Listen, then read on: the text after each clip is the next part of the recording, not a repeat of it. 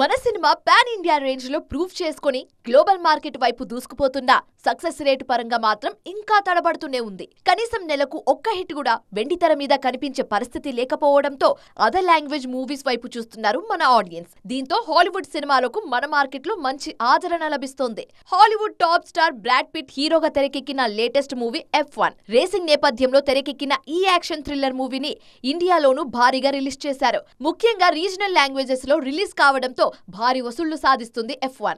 ఏ centres multiplex థియేటర్లో F1 భారీ వసూళ్లు సాధిస్తుంది. ఈ సినిమా రన్ అవుతుండగానే జురాసిక్ వరల్డ్ రీబర్త్ ఆడియన్స్ ముందుకు వచ్చింది. మిక్స్డ్ రివ్యూస్ వచ్చిన జురాసిక్ వరల్డ్ కూడా భారీ వసూళ్లే సాధిస్తుంది. ఈ వారం సూపర్ మ్యాన్ మూవీ రిలీజ్ కానుంది.